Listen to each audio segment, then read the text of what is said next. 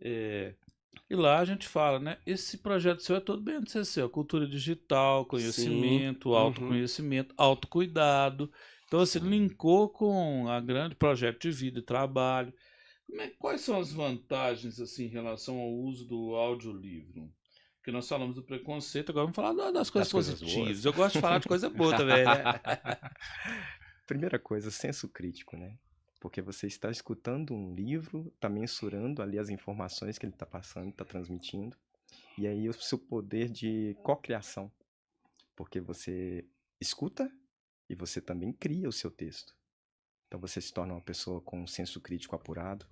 Você automaticamente otimiza o seu tempo, né? Porque você às vezes poderia estar ali, como eu fazia, né? E ainda faço, lavando uma vasilha, você está escutando. Sim. Né? Você está na academia fazendo algum exercício, pode colocar o audiolivro. Vai fazer uma caminhada, então a otimização do tempo é muito importante. Né? Fora a questão, né, do conhecimento, desenvolvimento cognitivo, que é muito importante através do hábito de escutar.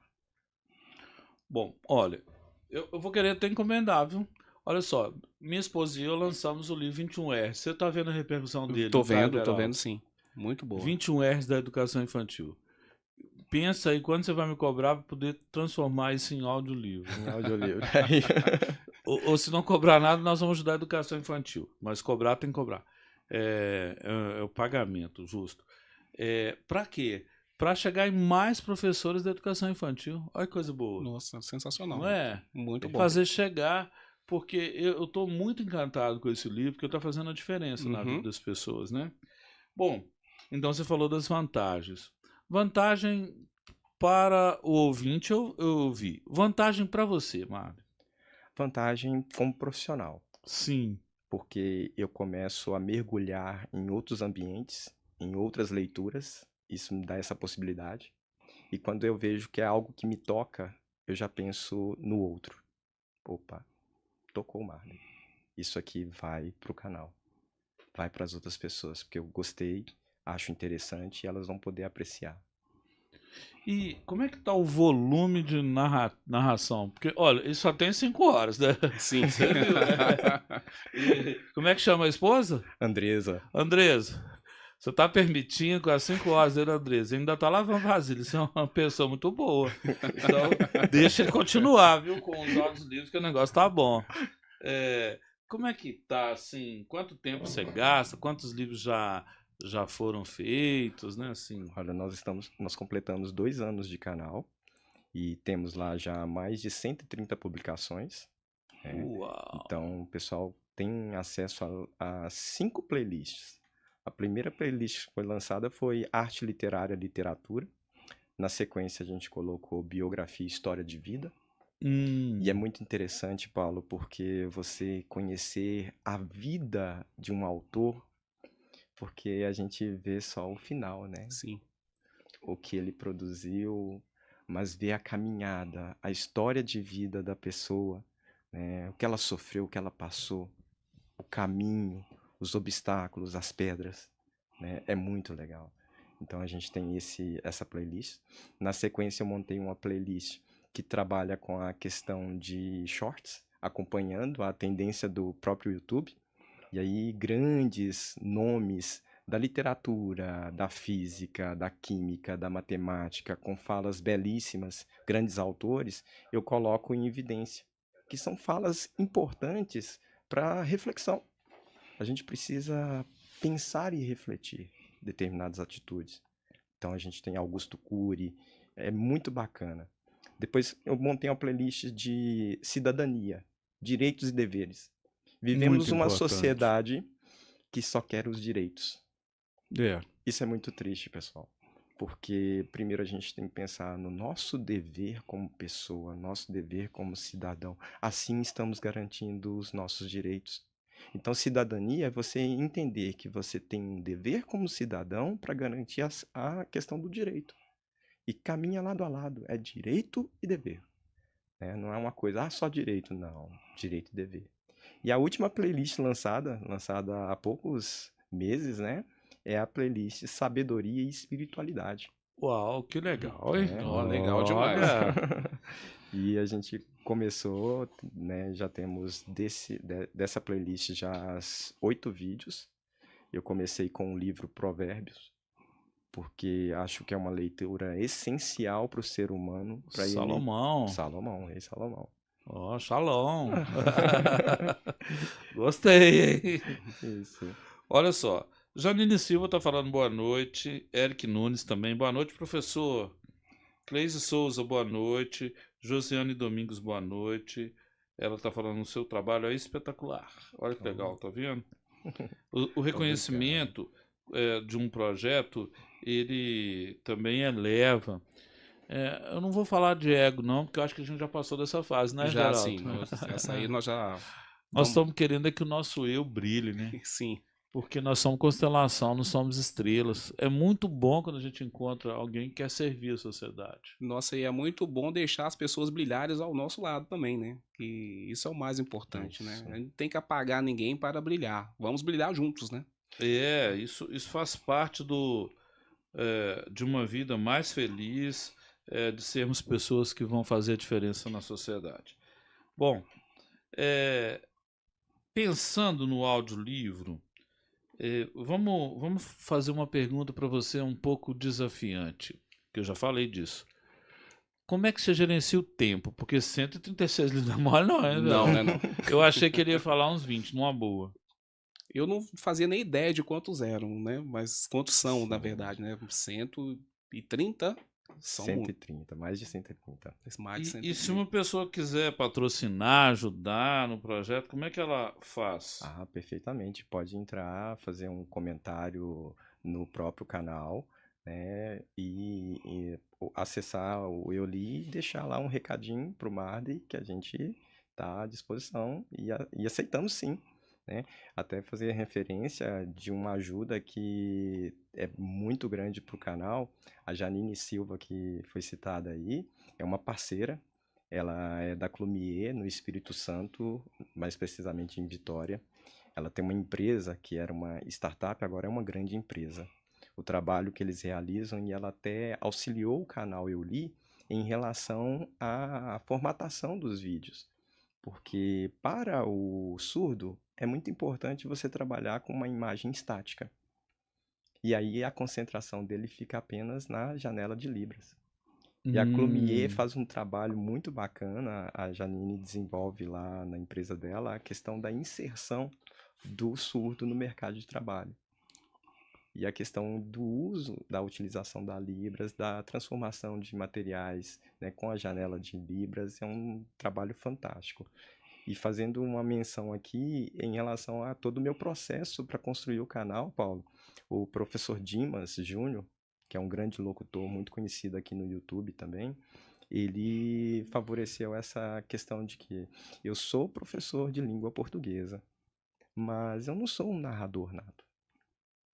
Aí eu procurei fazer o curso com o professor Dimas, e ele ensinando as técnicas. Professor, você já tem naturalmente a essência do professor de língua portuguesa, da pontuação, mas você precisa da expressão, porque as pessoas estarão ouvindo a sua voz, escutando a sua voz.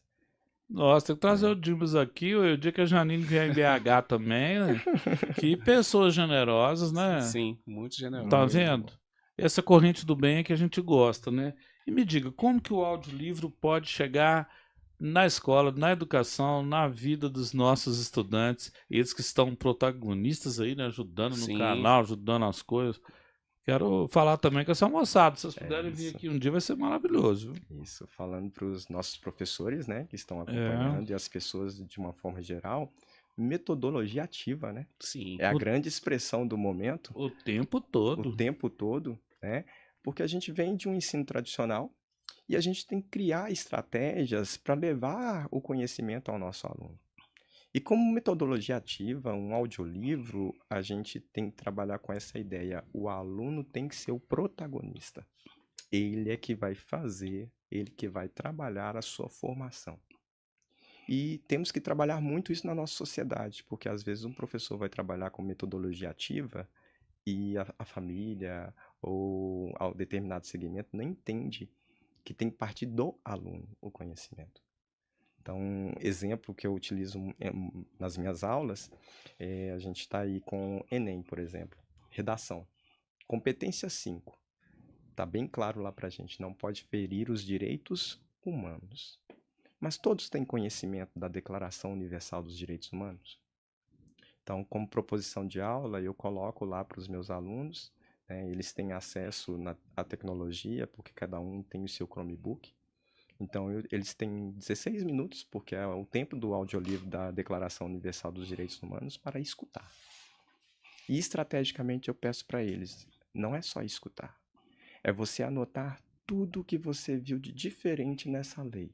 Entender por que ela é a Declaração Universal dos Direitos Humanos. E o resultado é fantástico, Paulo, Everaldo, porque os alunos começam a perceber tanta regra que é quebrada, tanto direito que é quebrado, tanto dever que deixa de ser cumprido, né? É declaração. E para fazer e não quebrar a regra da prova do Enem, da competência 5, que é montar uma proposta, um plano de intervenção sem ferir os direitos humanos, ele tem que conhecer a declaração. E está lá na nossa playlist de cidadania, direitos e deveres, assim como está a nossa Constituição, artigos 1º, 2º, 3º, 4º, e depois o maior, que é o 5º.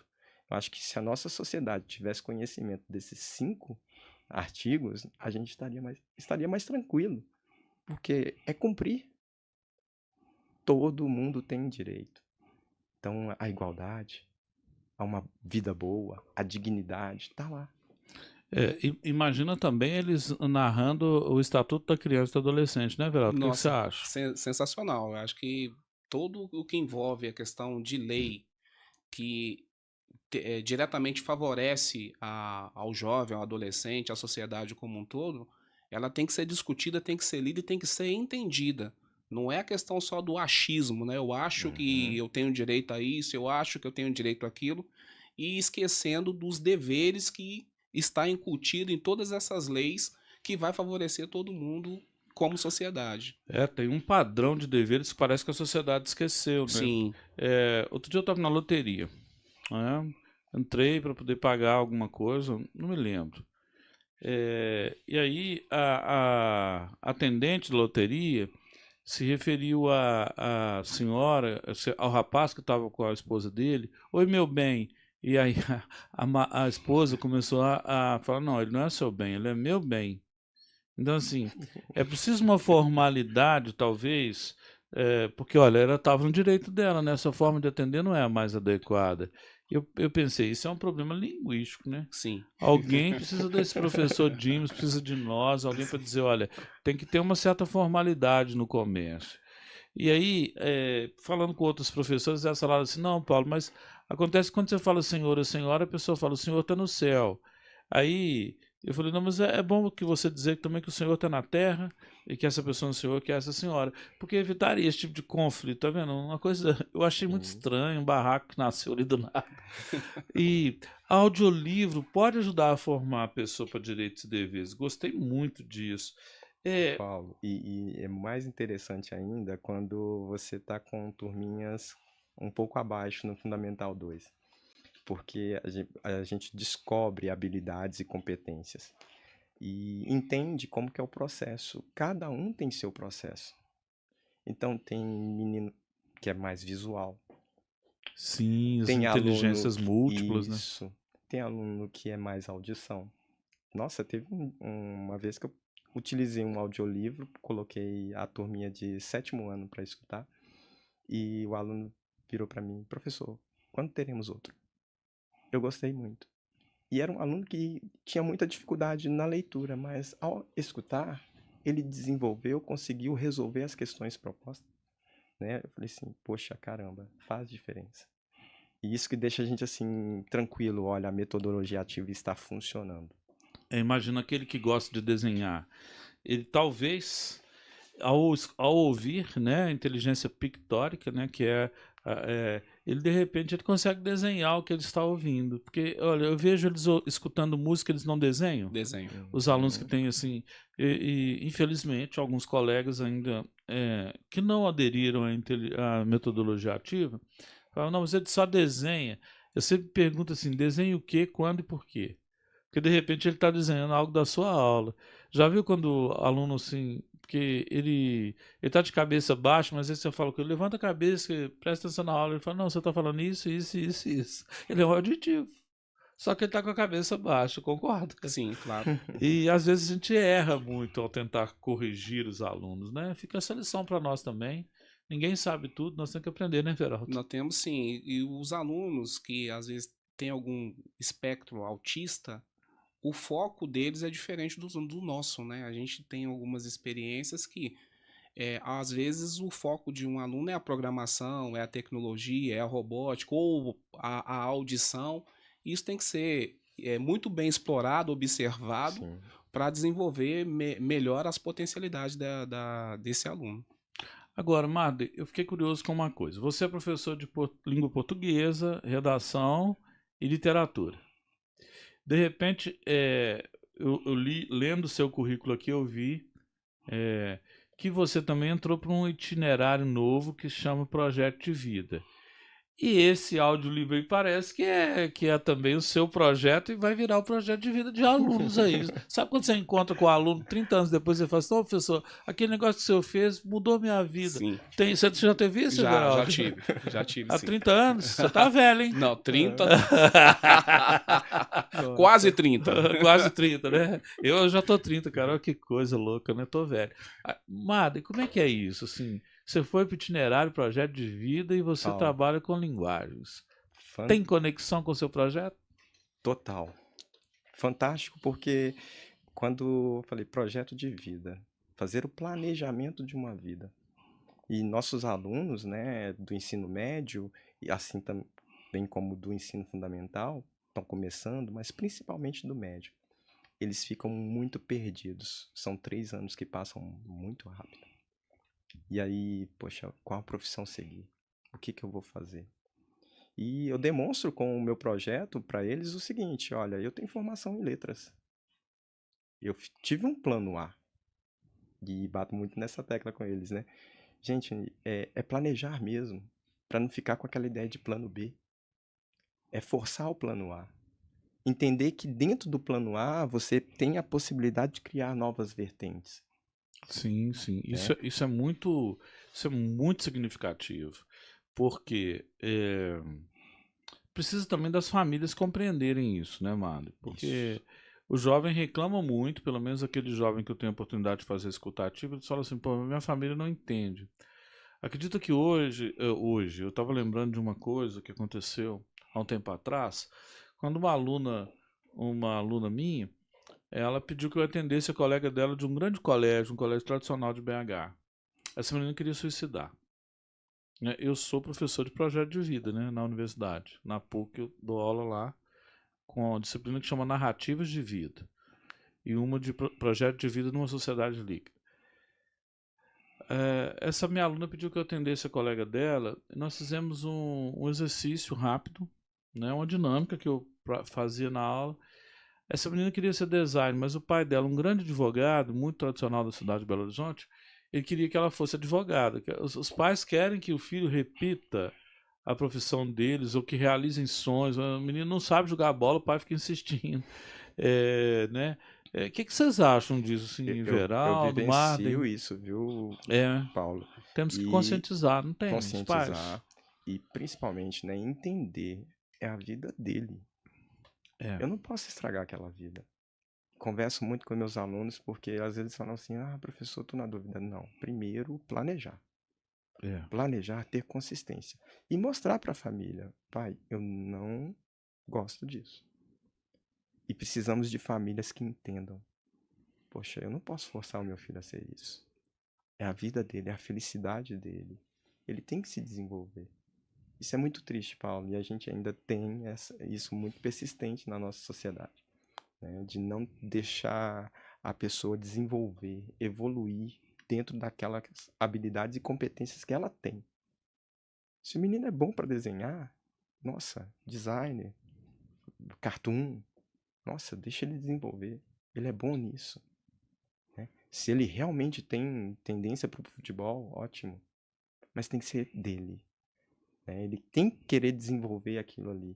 Porque não é só escolher, né, Paulo? Tem todo um processo. Poxa, eu escolhi. Mas vai ser fácil? Não vai ser fácil. Né? Tem muitos alunos, eu falo, gente, não sejam imediatistas. Imediatismo não acontece.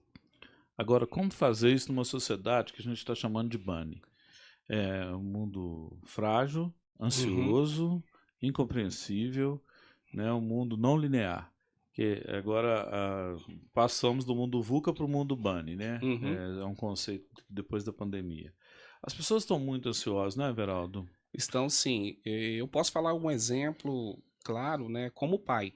Eu sou pai de dois meninos, né? O Heitor tá com 27, Isaac com 17. Pro pai tudo é menino, né? É, 27. Ô, Heitor.